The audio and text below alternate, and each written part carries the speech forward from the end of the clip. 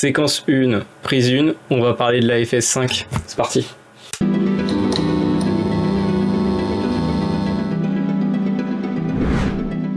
Bonjour à tous et bienvenue sur la chaîne Picturalf. Moi c'est Alexis Le Fournier, je suis photographe, réalisateur, chef opérateur, autodidacte. Et comme vous avez pu le voir dans le titre, aujourd'hui on va parler de mon retour d'expérience avec la FS5 Mark II après 1 an d'utilisation. Alors j'ai eu beaucoup de mal à trouver une caméra qui me correspond à 100%. On a parlé sur cette chaîne de la Blackmagic 4K et on a parlé il y a 1 an du GH5S, je le mets juste ici. C'est des caméras que j'avais beaucoup appréciées mais elles avaient un peu leurs limites. Et l'année dernière, comme je vous avais dit, je vendais le GH5S parce que mon choix s'était porté finalement sur la FS5 Mark II. Mais pourquoi une caméra de cinéma qui a bientôt plus de 10 ans aujourd'hui? Sortie en fin 2015, la FS5 embarque un capteur CMOS Super 35, le même que la FS7, une monture E et une conception très modulable. Elle est pensée pour le documentaire, le run and gun, pour le journalisme, le reportage et même également le court-métrage ou court-métrage étudiant. Mais en 2026, pour des projets professionnels, est-ce qu'elle vaut encore le coup ou c'est une caméra complètement dépassée qu'il faudrait jeter à la poubelle? Alors, mon boîtier photo est de la gamme Sony Alpha 7R, donc je me suis tourné naturellement vers Sony. Donc, ma première pensée, FX3, FX6, ça aurait été génial. Mais malheureusement, le budget, lui, il était beaucoup moins. Et je me suis souvenu qu'un ami m'avait dit que dans son école de cinéma, il avait un professeur en réalisation et chef opérateur. Il disait qu'il adorait cette caméra. Enfin, FS5, FS7. Mais c'est vrai qu'à l'époque, en 2015, quand même, ils avaient mis le paquet sur ces deux caméras. Puis après, quand j'ai vu qu'on pouvait avoir une FS5 Mark II pour 800 €, je me suis dit, pourquoi pas? Et donc, la voilà, et je l'ai acheté. Donc dans cette vidéo, ce qu'on va faire, c'est qu'on va le diviser en deux, où je vais expliquer mon ressenti et également mon expérience professionnelle avec cette caméra que j'ai pu avoir sur le terrain. Et comme ça, vous aurez mon avis réel après 1 an d'utilisation avec cette caméra. Et on fera bien sûr une deuxième vidéo où là je vais expliquer comment on l'utilise pour les personnes qui ont une FS5 ou qui veulent une FS5 ou qui viennent d'acheter une FS5. Je vous expliquerai les réglages, les pièges à éviter, les profils colorimétriques, le balayage central.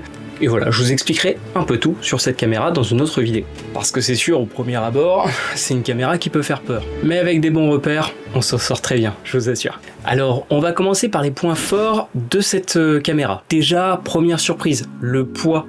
830 grammes. 830 grammes pour une caméra de cinéma. Elle est très bien pensée, poignée latérale rotative, poignée supérieure avec 2 entrées XLR, écran LCD, une ergonomie parfaitement adaptée au terrain. Maintenant, parlons du point pour lequel j'ai changé ma Blackmagic et mon GH5S. L'autofocus. Alors oui, c'est un autofocus qui a plus de 10 ans. Aujourd'hui, bien sûr, on fait des autofocus avec de l'IA et qui va se calculer sur l'œil, qui va rester sur l'œil. Ok, mais aujourd'hui, elle se défend encore vraiment très bien. Alors, j'ai même utilisé l'autofocus en fiction. Normalement, je le fais pas, j'ai toujours un assistant cam. Mais là, je l'ai utilisé et franchement, je lui ai fait confiance. Vous voyez ?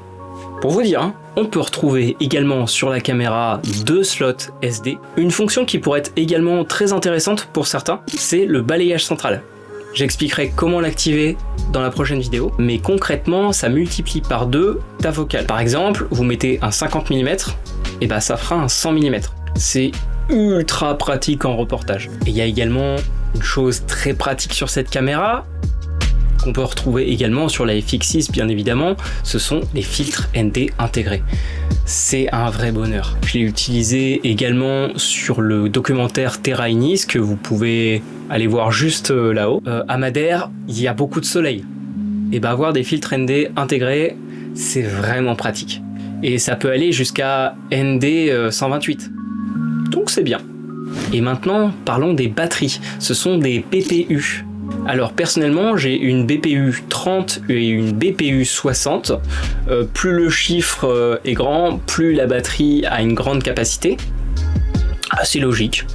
Et normalement, si je me trompe pas, vous pouvez aller jusqu'à BPU 100. Pour vous dire, déjà avec ces deux batteries, BPU 30 et BPU 60, dont une qui n'est pas d'origine, c'est une small rig, je suis monté à plus de 10 heures de tournage. Et encore, j'avais du jus dans la BPU 60. Parce que sur la Blackmagic 4K, j'utilisais des V-Loc. C'est très lourd, très encombrant. Et celles-là, elles sont légères, fiables et pratiques.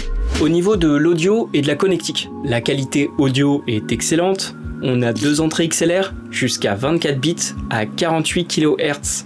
En connectique, on a du SDI et de l'HDMI. Alors, le petit hic, c'est qu'il faut choisir entre le HDMI ou le SDI. Pourquoi, Sony ? Pourquoi ? On a aussi une entrée 12 volts, très pratique pour du concert ou du théâtre. Et on a du port RJ45. Alors malheureusement sans vraie connexion réseau. Au niveau des ISO et de l'image, alors l'ISO natif en S-Log 3, on est à 3200 ISO. Elle est très à l'aise entre 2000 et 3200, voire 4000 ISO.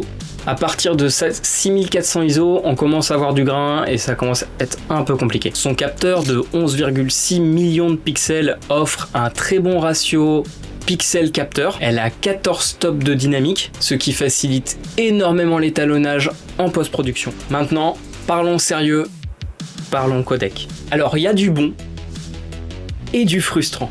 Alors, pour utiliser à 100% les capacités de cette caméra, il va falloir vous munir d'un Atomos. Voilà, comme celui-là. Je vous explique. Cette caméra FS5 en interne peut faire du 4.2 de 10 bits, mais seulement en 1080p. Pourquoi, Sony ? Pourquoi ?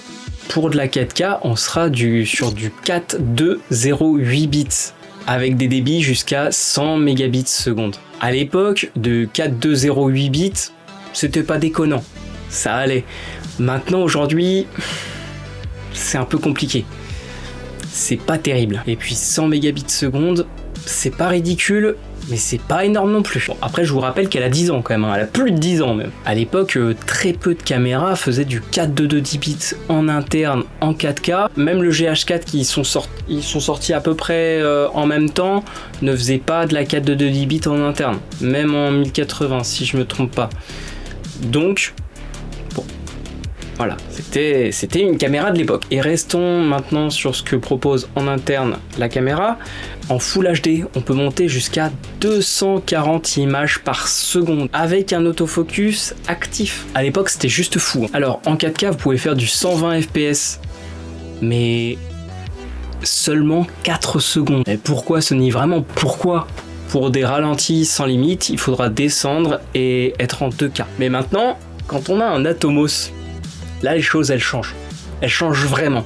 C'est là où la FS5 devient réellement intéressante. C'est quand on lui ajoute un Atomos avec un SDI, bien évidemment. Là, je mâche pas mes mots. Vous débloquez littéralement le Sharingan de la caméra. Alors, vous pouvez tourner en cinéma 4K en RAW. Vous pouvez faire du ProRes HQ. Vous tournez en 4 12 bits, de la cinéma 4K en 12 bits.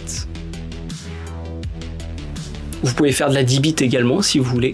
Vous pouvez faire de la 12 bits, de la 10 bits en RAW. Alors malheureusement pour de la 4K, on est toujours bloqué à 4 secondes d'enregistrement pour le ralenti. On va devoir obligatoirement passer sur de la 2K. Arriver chez un client avec une FS5 Mark II et un Atomos, ça change la perception. Et je peux vous dire que vous passez pas du tout pour des amateurs. On arrive à la conclusion de cette vidéo. Alors oui, elle a des défauts. Oui, Sony a délibérément bridé la FS5 pour aller plus vers la FS7, parce qu'effectivement la FS7 peut faire de la 4.2 de 10 bits en interne en 4K. Bon, Sony a toujours fait des choses un peu comme ça, on voit bien avec l'Alpha 7 IV et l'Alpha 7 V. Voilà. Mais pour 800 € d'occasion, une caméra qui en valait en 2015 plus de 6000, pour quelqu'un qui veut se lancer réellement dans le cinéma ou la vidéo professionnelle, pour moi c'est une excellente porte d'entrée.